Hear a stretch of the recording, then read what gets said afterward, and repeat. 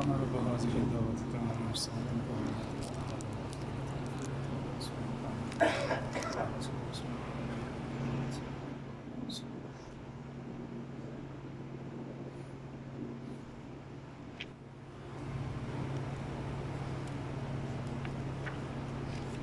إن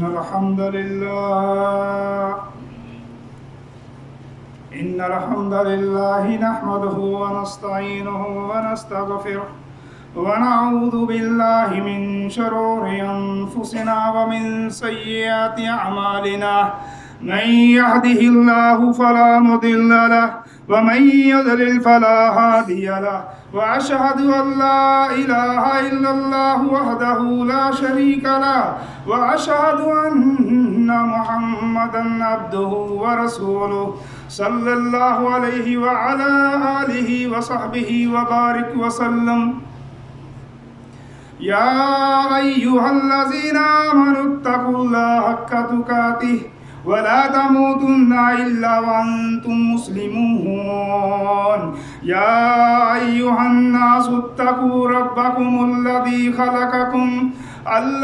خلقكم من نفس واحدة وخلق منها زوجها وبث منهما رجالا كثيرا ونساء واتقوا الله الذي تساءلون به والأرحام إن الله كان عليكم رقيبا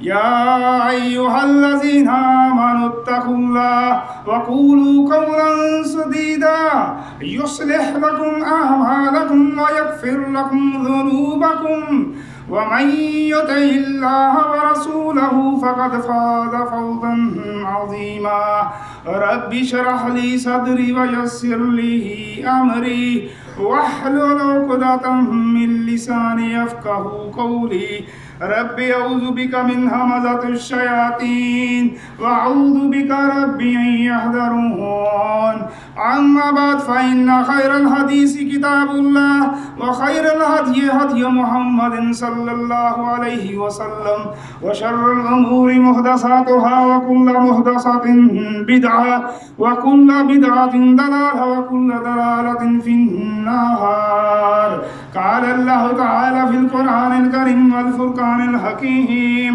أعوذ بالله السميع العليم من الشيطان الرجيم يا أيها الذين آمنوا كتب عليكم الصيام كما كتب على الذين من قبلكم لعلكم تتقون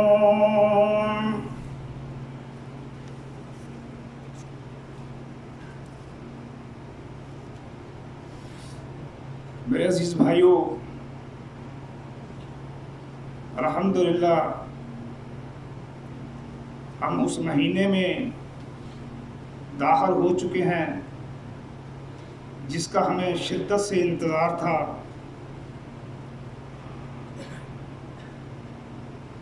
اس مہینے میں ایک بڑی خاص اور اہم عبادت مسلمانوں پر مومنوں پر فرض کر دی گئی ہے، اور اس عبادت کو فرض کرنے کا مقصد لعلکم تتقون، تقوی اختیار کرنا۔ دین اسلام کی جتنی بھی عبادات ہیں، نماز، روزہ، زکوٰۃ، حج، ان کا فلسفہ کیا ہے؟ لعلکم تتقون۔ ایک ہی فلسفہ ہے، اللہ کا تقوی، اللہ کا ڈر، اللہ کا خوف۔ میرے بھائیوں، لوگ سمجھتے ہیں اونچے مقام والا، اونچے مرتبے والا، اعلیٰ عہدے دار جو ہے، نسل در نسل کسی کے پاس اگر کوئی منصب ہے تو وہ عزت دار ہے، وہ بڑے مقام والا ہے۔ لوگوں کے اندر یہ چیز پائی جاتی ہے۔ اسی طرح کا ملتا جلتا جو ایک دعویٰ تھا یہود کا بھی تھا، وہ کیا یہود بنی اسرائیل میں سے تھے، اور وہ اس بات پر فخر کرتے تھے کہ انبیاء کا جو سلسلہ ہے وہ بنی اسرائیل میں سے ہے، اور اس بات کا بھی وہ اقرار کرتے تھے کہ آخری نبی ایک آنے والا ہے اور وہ بھی بنی اسرائیل میں سے ہی ہوگا۔ غلط فہمی میں مبتلا تھے وہ۔ کیوں؟ اس لیے میرے بھائیوں، اللہ تعالیٰ نے جس شخص کو، جس قوم کو کسی عزت سے، کسی منصب سے اگر نوازا، کسی عہدے سے اگر کسی کو نواز دیا، اور اس شخص نے اس عہدے کا پاس نہ رکھا، اس منصب کا خیال نہ رکھا، تو اللہ تعالیٰ اس منصب کو چھین لیتے ہیں۔ وہ جو اعزاز اللہ نے دیا تھا، اللہ نے وہ چھین لیتے ہیں اللہ، اگر بندے نے اس کی قدر نہ کی، چھین کے دوسروں کو دے دیتا ہے۔ اللہ تعالیٰ نے ہمیں ایک اعزاز سے نوازا ہے۔ کس اعزاز سے؟ کہ اللہ نے ہمیں ماہ رمضان نصیب فرمایا ہے۔ ہمیں اس کی قدر کرنی چاہیے۔ کتنے ہی ایسے لوگ ہیں جو آج ہمارے درمیان میں نہیں ہیں، آج ہمارے درمیان میں نہیں ہیں، دنیا سے جا چکے۔ اللہ تعالیٰ سے دعا ہے اللہ تعالیٰ ان کے ساتھ اپنی رحمت والا معاملہ کرے، لیکن وہ اس اعزاز سے محروم ہیں۔ میرے بھائیوں، عبادات جتنی بھی ہیں ان کا مقصد تقوی کا اصول ہے۔ ان عبادات میں اہم ترین عبادت روزہ، جس کا مقصد بھی تقوی اختیار کرنا ہے۔ اللہ تعالیٰ نے اپنے بندوں کو تقوی اختیار کرنے کی وصیت فرمائی ہے سورۃ النساء کے اندر کہ تقوی کو اختیار کرو۔ تقوی وَلَقَدْ وَصَّيْنَا الَّذِينَ أُوتُوا الْكِتَابَ مِن قَبْلِكُمْ وَإِيَّاكُمْ أَنِ اتَّقُوا اللَّهَ۔ اللہ تعالیٰ اپنے نبی کو وصیت کر رہا ہے، نبی کے ساتھ صحابہ کو، صحابہ کے بعد جتنی قیامت تک آنے والے انسان ہیں سب کو اللہ تعالیٰ وصیت فرما رہا ہے کہ آپ کو اور آپ سے پہلے بھی جتنے بھی لوگ گزر چکے جن کو کتاب دی گئی تھی ان کو بھی اسی بات کی وصیت کی گئی تھی، ان اتقوا اللہ، اللہ کا تقوی اختیار کرو، اللہ سے ڈرو۔ میرے بھائیوں، بہت تاکید تقوی کے حوالے سے اللہ تعالیٰ وصیت فرما رہا ہے۔ نبی علیہ السلام اپنے بیانات میں ارشاد فرما رہے ہیں تقوی کو اختیار کرو۔ عزیز بھائیو، تقوی ہے کیا چیز؟ آئیے سادہ لفظوں میں اس کو سمجھتے ہیں۔ امیر المومنین سیدنا عمر رضی اللہ تعالیٰ عنہ اپنے آفس میں، دفتر میں بیٹھے تشریف فرما ہیں، ساتھ میں صحابہ کرام بھی بیٹھے ہیں، دیگر لوگ بھی تشریف فرما ہیں۔ تقوی کے حوالے سے گفتگو چل نکلی۔ کسی نے کوئی رائے پیش کی، کسی نے کوئی رائے پیش کی کہ تقوی اس کا نام ہے، تقوی اس کا نام ہے۔ اسی مجلس کے اندر صحابی رسول ایک بیٹھے ہوئے ہیں، ابی بن کعب رضی اللہ تعالیٰ عنہ۔ سیدنا عمر رضی اللہ تعالیٰ عنہ کہتے ہیں ابی بن کعب آپ بھی کچھ فرمائیے، آپ بھی کچھ کہیے تقوی کے حوالے سے، کس چیز کا نام تقوی ہے؟ کہتے ہیں امیر المومنین، کبھی آپ ایسے راستے سے کبھی گزرے ہیں جس راستے میں خاردار جھاڑیاں ہوں، اوپر خاردار جھاڑیاں، اونچے اونچے درخت، نیچے لمبی لمبی گھاس، اور اس گھاس کے اندر سانپ کنڈلی مارے بیٹھا ہوا ہو، موذی جانوروں کے بل ہوں، اور انسان وہاں پر اس طرح گزرتا ہے کہ اپنے پاؤں پھونک پھونک کر رکھتا ہے، کہیں کوئی سانپ اس کو ڈھس نہ لے، کہیں کسی موذی جانور کی بل پر اس کا پاؤں نہ آ جائے، وہ پھونک پھونک کر وہاں پر پاؤں رکھتے اور گزر جاتا ہے اور اپنے کپڑوں کو بھی سمیٹتا ہے۔ اور دوسری حدیث کے الفاظ ہیں کہ ابی بن کعب رضی اللہ تعالیٰ عنہ نے سوال کیا امیر المومنین آپ ایسے راستوں سے کیسے گزریں گے؟ سیدنا عمر رضی اللہ تعالیٰ عنہ کہتے ہیں کہ میں اپنے دامن کو سمیٹتے ہوئے وہاں سے گزر جاؤں گا، اپنے آپ کو سمیٹوں گا، کہیں جھاڑیوں سے अटक ना जाऊं, कहीं कोई मुझे जानवर ना डस ले। मेरे भाइयों, अबी बिन काब रज़ी अल्लाह ताला अन्हु कहते हैं कि अमीर अल मोमिनीन, इसी चीज का नाम तकवा है। मेरे भाइयों, हम इसको कैसे समझें इस हदीस को? इसका मतलब मेरे भाइयों ये है, जिंदगी का ये जो रास्ता जिस पर इंसान चल रहा है, जिस सफर को इंसान तय कर रहा है, इस रास्ते में खारदार झाड़ियां हैं। किस शक्ल में? बंदे की ख्वाहिशात की शक्ल में। मूजी जानवरों के बिल हैं। मेरे भाइयों, इससे क्या मुराद है? वो शैतान है जो इंसान की धाक में बैठा हुआ है रास्ते में, और इंसान पर हमला करने की कोशिश में लगा हुआ है। किस लिए? कि उससे गुनाह करवाए, उससे गुनाह करवाने के लिए, रब ताला की नाफरमानी करवाने के लिए बंदे की आड़ में, दाग में बैठा हुआ है ये शैतान। गुनाहों से, नाफरमानियों से अजीज भाइयों, अपने आप को इस तरह बचाइए, इस तरह बचाइए, जहां कहीं भी शक पड़ जाए, जहां कहीं शक पड़ जाए रास्ता तब्दील कर लें। किसी मजलिस में ऐसी गुफ्तगू हो रही हो, कोई ऐसी मजलिस हो जहां पे गुनाह वाले काम हो, नाफरमानी वाले काम हो, मजलिस से उठकर चले जाइए। ये है तकवा अजीज भाइयों। सादा लफ्जों में हम इस तकवे को कैसे हासिल करें? वो क्या फार्मूला है, क्या कुलिया है कि इस तकवे को हासिल किया जाए? मेरे भाइयों, इस हवाले से दो अहम तरीन पहलू मैं आपके सामने रखता हूँ तकवे को अख्तियार करने के लिए। पहला नुक्ता वो ये है मेरे भाइयों कि हम अपनी ज़िंदगियों का जायज़ा लें।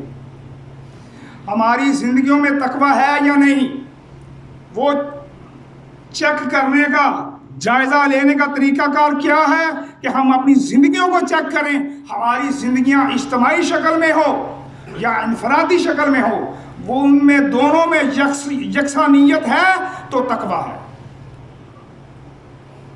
ये इज्तिमा है मेरे भाइयों। इज्तिमाई ज़िंदगी के अंदर इंसान गुनाह के बारे में सोच भी नहीं सकता। अल्लाह अकबर। और तन्हाइयों के अंदर मेरे भाइयों, तन्हाइयों के हवाले से वो ये बात है कि जिस शख्स ने तन्हाई के अंदर अपने आप को गुनाह से बचा लिया, अल्लाह ताला की नाफरमानी से बचा लिया, वो तकवे की सआदत से है। बल्कि मेरे भाइयों, एक हदीस है, हम अक्सर सुनते रहते हैं कि जो शख्स तन्हाई में बैठा हुआ है,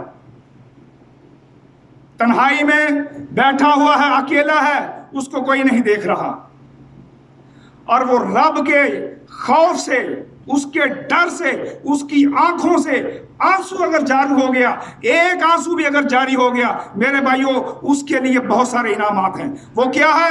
एक, उस शख्स के लिए जहन्नम की आग को हराम करार दे दिया है, और दूसरे मकाम पर क्या फरमाया कि उसको अल्लाह ताला के अर्श के साए में जगह मिलेगी।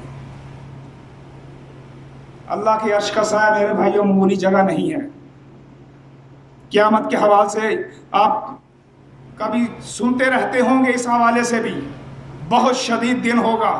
उस दिन जिस शख्स को अर्श का साया नसीब हो गया, खुशकिस्मत है वो शख्स। मेरे भाइयों, ये तन्हाइयों में अल्लाह के डर से आंसू बहाने वाला अल्लाह के अर्श के नीचे होगा। तकवा हासिल करने के लिए दूसरा अहम तरीन नुक्ता वो क्या है मेरे भाइयों? अल्लाह ताला की रजामंदी के लिए हलाल को अख्तियार करना है,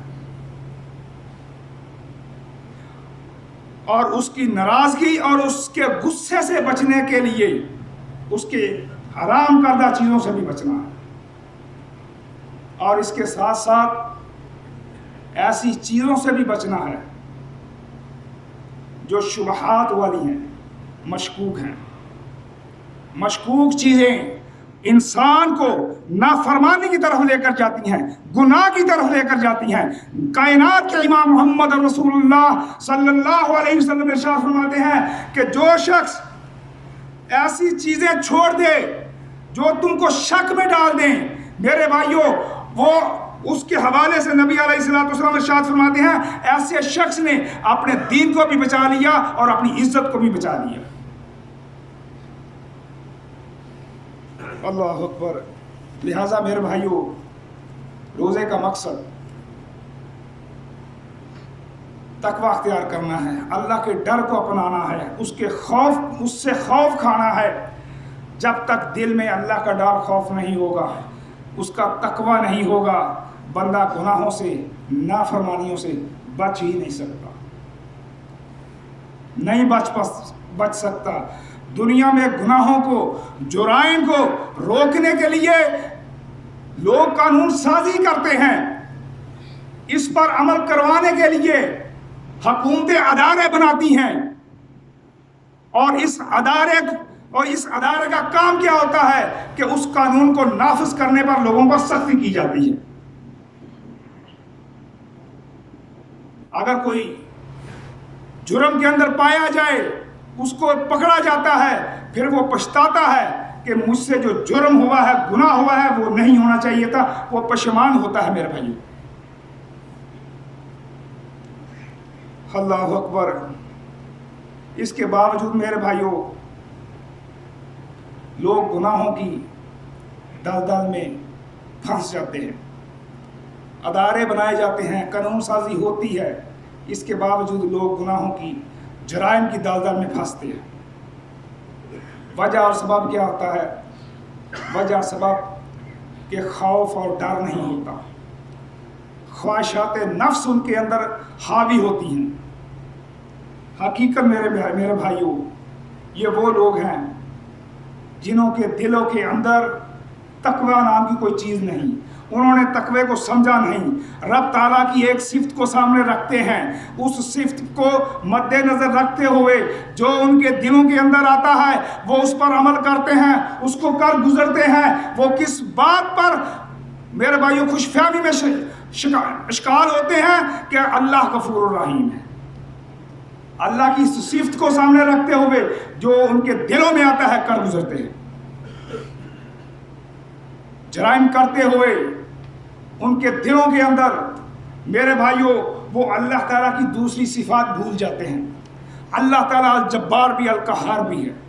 وہ اس صفت کو، رب تعالیٰ کی صفت کو بھول جاتے ہیں کہ میں یہ جو گناہ کر رہا ہوں، جرم کر رہا ہوں، اجتماعی شکل میں کر رہا ہوں، تنہائی کے اندر کر رہا ہوں، اللہ تعالیٰ جبار بھی ہے، قہار بھی ہے. اگر اس نے مجھے اس حالت میں پکڑ لیا تو میرا بنے گا کیا؟ ہم اکثر ایسے واقعہ سنتے رہتے ہیں، لوگ سٹیجوں کے اوپر ڈانس کرتے ہوئے ان کی موت ہو جاتی ہے، چوری کرتے ہوئے مقابلہ ہوتا ہے، فائرنگ ہوتی ہے، چور مارا جاتا ہے. میرے بھائیوں وہ اس بات کو بھول جاتے ہیں کہ اللہ تعالیٰ جبار بھی ہے، قہار بھی ہے. جرم کرتے ہوئے موت ہوگی تو بنے گا کیا؟ جس حالت کے اندر بندے کی موت ہوگی قیامت کے دن اسی حالت میں وہ اٹھایا جائے گا. آپ نے اکثر حدیث سنی ہوگی، ایک حاجی فوت ہو جاتا ہے اور اس کو دفنایا کس طرح جائے؟ اس کا چہرہ ننگا رکھ کے دفنایا جاتا ہے. نبی علیہ الصلوۃ والسلام نے فرمایا کہ اس کا چہرے کو ننگا رکھو، اس لیے کیوں کہ جب یہ قیامت کو اٹھے گا تو یہ تکبیرات کہتے ہوئے، یہ اللہ کی حمد و ثنا بیان کرتے ہوئے اٹھے گا. اگر جرم کرتے ہوا کوئی شخص فوت ہو گیا تو وہ میرے بھائیوں کس حالت میں اٹھایا جائے گا؟ اللہ تعالیٰ ہمیں معاف فرمائے، ہم ایسے گناہوں سے اللہ تعالیٰ ہمیں بچائے، ایسی نافرمانیوں سے اللہ تعالیٰ ہمیں بچائے. میرے بھائیوں نبی علیہ الصلوۃ والسلام کی اس حوالے سے ایک حدیث آپ کے سامنے رکھتا ہوں.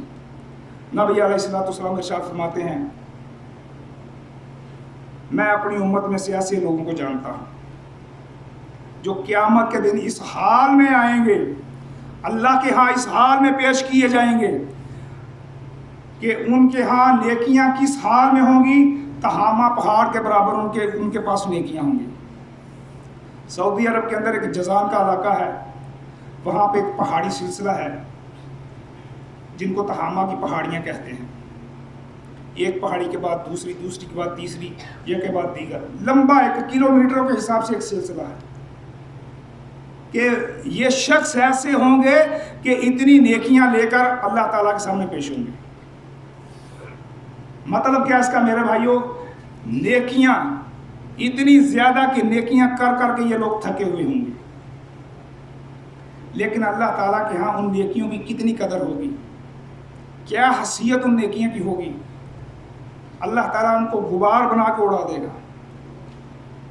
غبار بنا کے، روئی کی طرح۔ جیسے ایک طوفان آتا ہے، اس میں ایک ذرے کی کیا حیثیت ہوتی ہے میرے بھائیوں، کہ اللہ تعالیٰ غبار بنا کر ان نیکیوں کو اڑا دے گا۔ سیدنا صبح رضی اللہ تعالیٰ عنہ جو اس حدیث کے راوی ہیں، نبی علیہ السلام سے سوال کرتے ہیں، اے اللہ کے رسول، ان لوگوں کا جرم کیا ہوگا؟ ہمیں بتائیے ان لوگوں کا کیا جرم ہوگا، تاکہ ہم اس جرم سے، اس کاموں سے، اس عملوں سے اپنے آپ کو بچائیں۔ نبی علیہ السلام ان کی تشریح فرمائی، کیا کہ وہ تم جیسی عبادت کرنے والے ہوں گے، تمہارے بھائی ہوں گے، کلمہ پڑھنے والے، لا الہ الا اللہ کہنے والے، تمہاری طرح راتوں کو تہجد پڑھنے والے ہوں گے، لیکن ان کا جرم کیا ہوگا؟ ان کا جرم یہ ہوگا کہ اللہ کی حرام کردہ جو چیزیں ہیں جب وہ تنہائیوں میں پائیں گے تو ان کو استعمال کریں گے، اختیار کریں گے۔ مطلب اس کا مطلب کہ وہ اللہ نے ان لوگوں نے اللہ کی قدر ہی نہیں کی، اللہ کا ڈر ہی نہیں ان کے دلوں کے اندر۔ اللہ نے ایک کام کو حرام قرار دے دیا ہے تو تنہائیوں میں پھر وہ کیوں کرے؟ جو حرام چیز ہے، چاہے اجتماعی زندگی ہو یا تنہائی کی زندگی میں ہو، وہ حرام ہے۔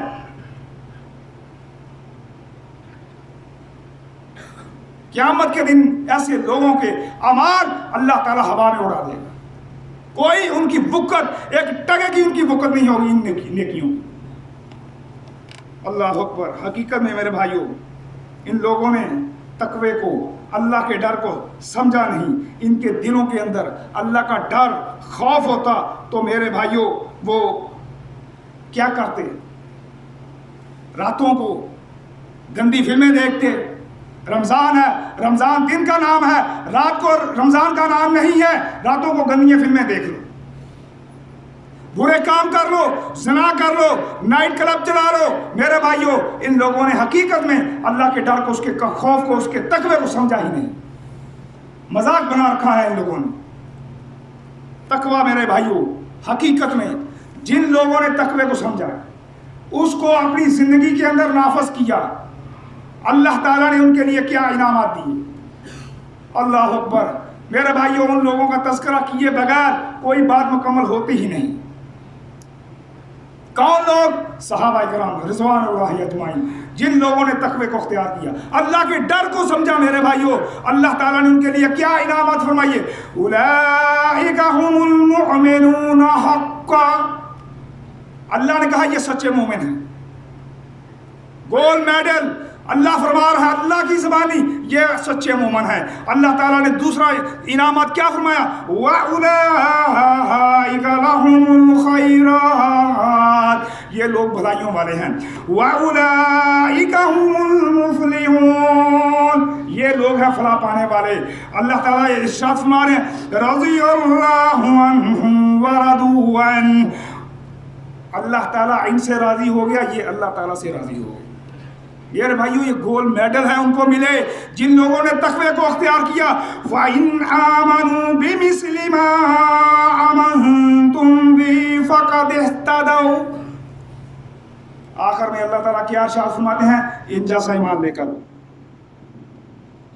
جیسے انہوں نے تقوی کو سمجھا ہے، ایسا تقوی کو اختیار کرو۔ اللہ اکبر۔ ان لوگوں نے میرے بھائیوں انعامات پر ان کو ملے، اعزازات سے نوازا گیا، بشری تقاضوں کے لحاظ سے۔ اگر ان لوگوں سے کوئی جرم ہو جاتا، گناہ ہو جاتا، تو میرے بھائیوں اپنے آپ کو پیش کر دیں۔ آج ہماری عدالتیں بھری پڑی ہوئی ہیں، جرم کر کے ایسے ایسے وکیل کیے جاتے ہیں جو یہ کہتے ہیں ہمارے بیٹے نے، ہمارے بھائی نے، ہمارے باپ نے کسی کو قتل کر دیا ہے، ہم اچھا وکیل کر کے اپنے بھائی کو بچا لیں۔ جرم ثابت ہے، لیکن وہ وکیل کرتے ہیں، پیسہ خرچ کرتے ہیں تاکہ جرم جو ہے اس پر سزا نہ دی جائے۔ جن کو گولڈ میڈل ملے بحیثیت انسانیت، اگر کچھ جرم ہو جاتا اپنے آپ کو پیش کرتے. ایک عورت نبی علیہ الصلوۃ والسلام کے سامنے پیش ہوتی ہے، اللہ کے رسول حاملہ ہوں، زنا کر بیٹھی ہوں، اس زنا کی وجہ سے حاملہ ہو گئی ہوں. آپ نے کیا فرمایا؟ جرم تم نے کیا ہے، اس بچے کا کوئی قصور نہیں، اس کو جنم دے کر آنا. جنم دے کر واپس آتی ہے، بچے کو ہاتھ میں لیا ہے، اللہ کے رسول جنم دے دیا. کہا اس کو دودھ کون پلائے گا؟ دودھ پلائے جا کے. وہ عورت جاتی ہے، دودھ پلانے کی ایک مدت، حمل میرے بھائیوں واضح ہونے کی ایک مدت. دیکھیے جرم پر، گناہ پر احساس میرے بھائیوں کس طرح شرمندہ. ایک وقت ہے بچے کو جنم دینے کا، 9 مہینے تو کم سے کم ہے، اور میرے بھائیوں دودھ پلانے کا بھی کم سے کم 1.5-2 سال تو ہے میرے بھائیوں. اس کے باوجود وہ بچے کو لے کر آتی ہے. بچہ آتا ہے، بچے کو گود میں لیا ہوا ہے، اس کے ہاتھ میں نوالا ہے، اور کہتی ہے اللہ کے رسول طہرنی یا رسول اللہ، مجھے پاک کیجئے، یہ بچہ ہے ابھی کھانے پینے کے قابل ہو گیا. گناہ اور جرم میرے بھائیوں اگر ہو جائے، اپنے رب سے رابطہ کیجئے. ہمارا رب واقعی غفور رحیم ہے، اور رمضان کے اندر اللہ تعالیٰ ہر رات کو بندے کے گناہوں کو معاف فرماتا ہے. میرے بھائیوں اس نعمت سے، اس عزاز سے فائدہ اٹھائیے. یہ ایسا نہ ہو رمضان آ گیا گزر جائے ہم اس سے فائدہ حاصل نہ کر سکے. میرے بھائیوں بہت بڑی پریشانی کا سامنا ہمیں کرنا پڑے گا. دعا ہے اللہ تعالیٰ سے سمجھ کر عمل کی توفیق عطا فرمائے. اقول قولی ھذا واستغفر اللہ من کل ذنب فاستغفروہ انہ ھو الغفور الرحیم.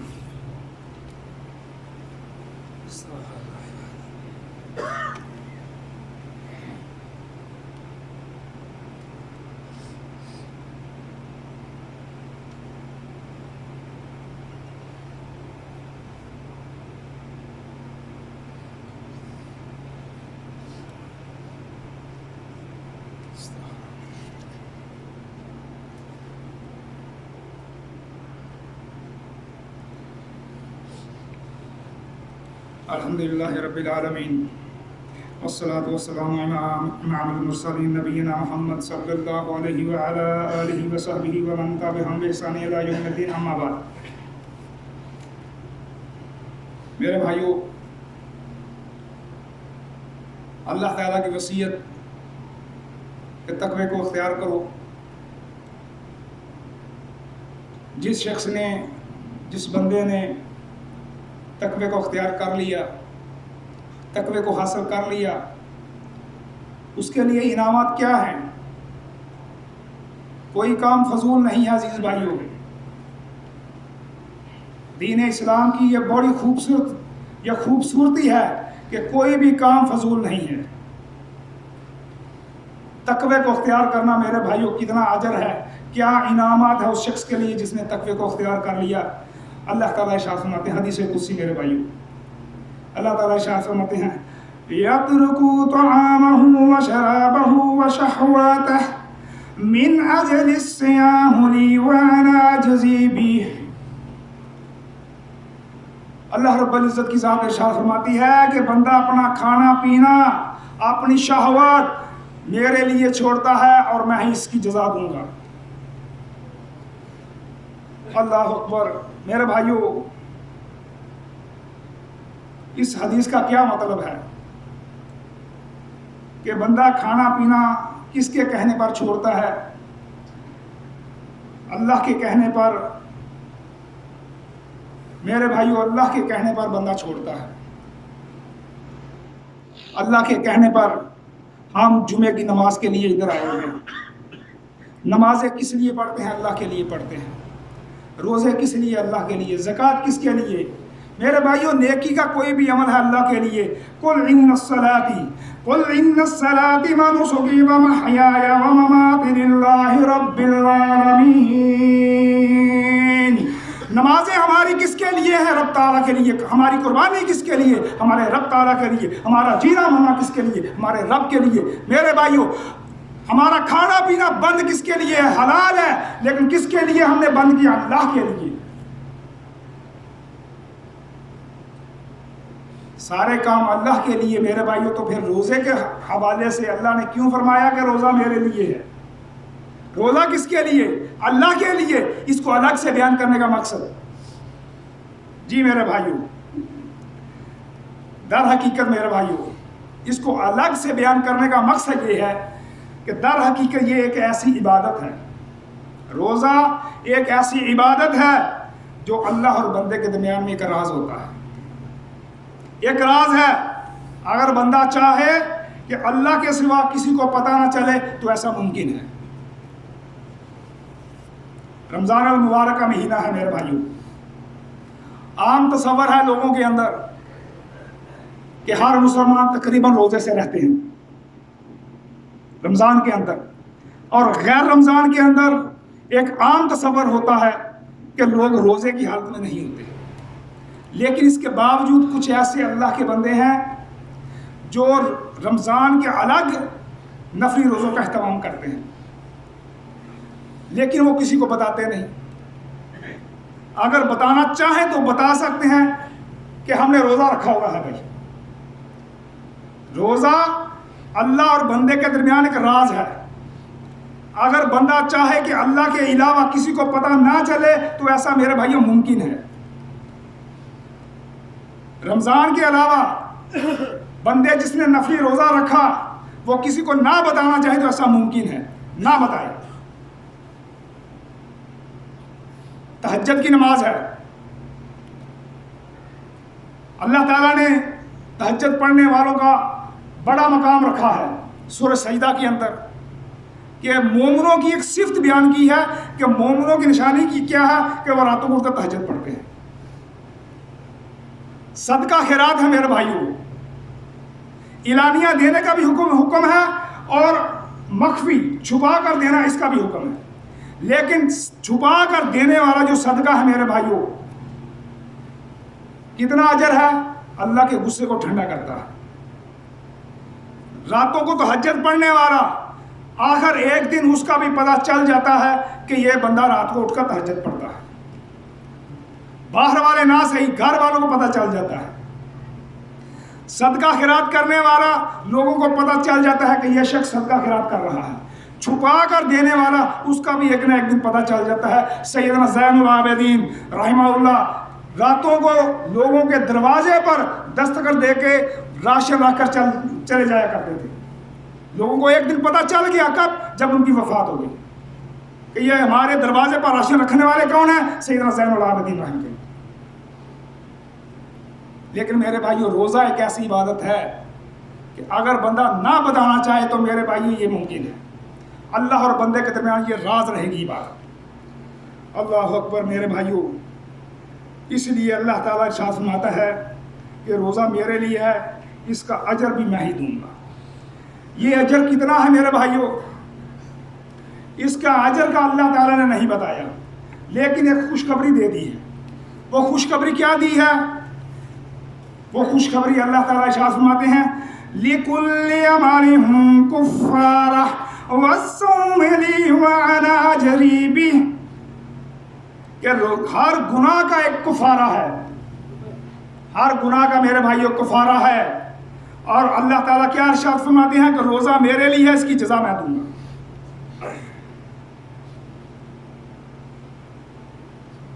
بہت بڑے ایک محدث گزرے ہیں سفیان بن عیینہ، اس کو کیسے سمجھاتے ہیں کہ ہر عمل کا کفارہ ہے۔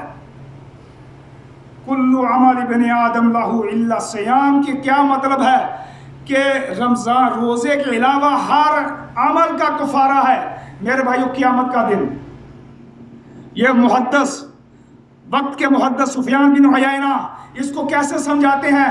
کہتے ہیں قیامت کا دن ہوگا، لوگ اس شخص کے پاس آئیں گے، اس روزے دار کے پاس آئیں گے، نیکیاں ہوں گی اور کہیں گے اے اللہ اس شخص نے ہمارے ساتھ یہ جرم کیا، ہمارے ساتھ یہ زیادتی کی، ہمارے ساتھ یہ ناانصافی کی۔ اللہ تعالیٰ قیامت کا دن ہے، ہر شخص کو بدلہ دے گا، اس کی نیکیاں ان کو دیتا جائے گا۔ نمازیں تقسیم ہو رہی ہیں، زکوٰۃ تقسیم ہو رہی ہے، صدقہ تقسیم ہو رہا ہے، نفلی عبادت اس کی تقسیم ہو رہی ہے۔ میرے بھائیو، بتایا جائے گا اے اللہ رب العزت کی ذات، ساری نیکیاں تقسیم ہو گئی ہیں، ابھی کچھ لوگ باقی ہیں اور روزہ باقی ہے اس شخص کے پاس۔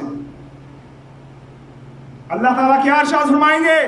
فرمائیں گے اس کا روزہ تقسیم نہیں ہوگا، اس کے روزے کو روک دو، اس کا روزہ تقسیم نہیں ہوگا۔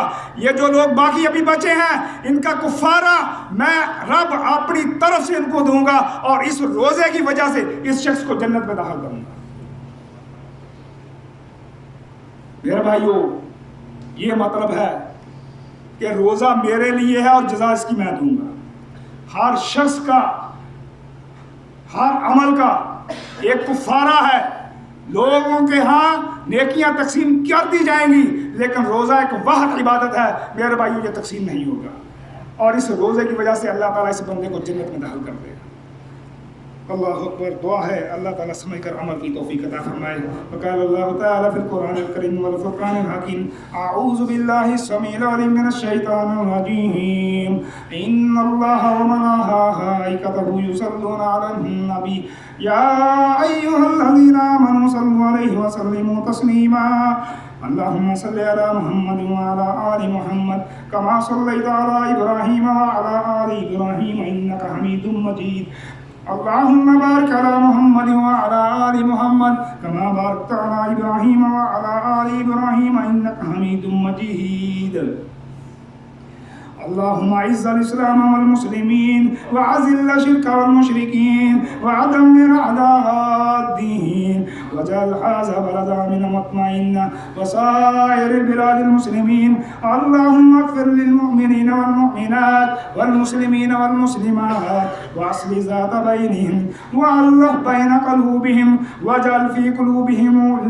الايمان، واجعل في قلوبهم الايمان، اللهم حسبنا حسابا يسيرا، اللهم اقم علم الجهاد، اللهم انصر المجاهدين في كل مكان، اللهم اجرنا من النار، اللهم اجرنا من النار، ربنا آتنا في الدنيا حسنة وفي الآخرة حسنة وقنا عذاب النار، ربنا لا تزغ قلوبنا بعد إذ هديتنا وهب لنا من لدنك رحمة إنك أنت الوهاب، عباد الله رحمكم الله، إن الله يأمر بالعدل والإحسان وإيتاء ذي القربى وينهى عن الفحشاء والمنكر والبغي يعظكم لعلكم تذكرون، اذكروا الله يذكركم وادعوه يستجب لكم ولذكر الله أكبر والله يعلم ما تصنعون۔